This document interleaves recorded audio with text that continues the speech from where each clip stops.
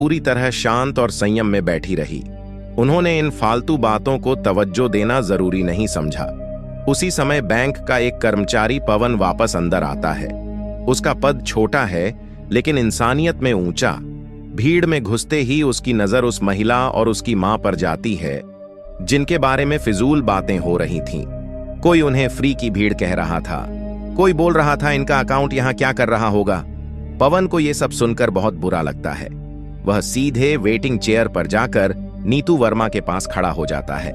हाथ जोड़ते हुए विनम्रता से कहता है, मैडम, आपको कुछ मदद चाहिए? कोई दिक्कत हो तो बताइए, लोग तो कुछ भी बोल देते हैं।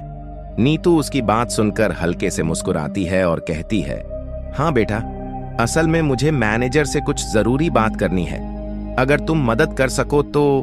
पवन तुरंत कहता है, आप बैठिए, मैं अभी मैनेजर से बात करता हूं। कहकर वह तेजी से केबिन की तरफ बढ़ जाता है और बाकी लोग अब उसे हैरानी से देखने लगते हैं।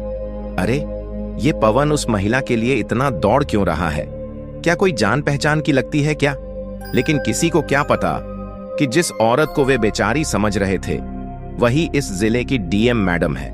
पवन सीधे मैनेजर के केबिन में पहुंचता है। अंदर जाकर कहता है, सर, बाहर एक महिला अपनी मां के साथ बैठी है, वह आपसे मिलना चाहती है, कुछ जरूरी काम लग रहा है। मैनेजर ने कोई हैरानी नहीं जताई, उल्टा मुस्कुराकर बोला, पता है, मुझे वहीं तो बैठाया है, उसे थोड़ी देर बैठेगी और फिर चली जाएगी। मुझे इन लोगों से बात करने का वक्त नहीं है। फिर उसने पवन की तरफ देखकर कहा, तू जाकर अपना असली काम देख, हर किसी पर दया दिखाने की जरूरत नहीं है। पवन थोड़ा असहज महसूस करता है लेकिन मना भी नहीं कर पाता।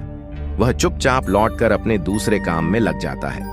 बैंक का वेटिंग एरिया अब भी उन्हीं फिजूल बातों और घूरती निगाहों से भरा हुआ था।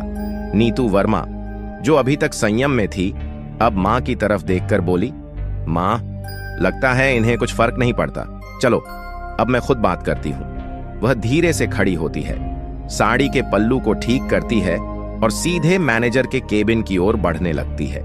मैनेजर, जो अब भी शीशे के पीछे से उन्हें देख रहा था, अचानक उसे एहसास होता है कि वो महिला अब उसके ही पास चली आ रही है।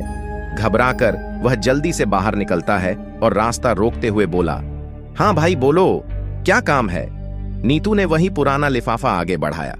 इसमें मेरी मां के खाते की डिटेल है, पिछले कई दिनों से ट्रांजैक्शन नहीं हो रहा, पेंशन नहीं आ रही, जरा देख लें।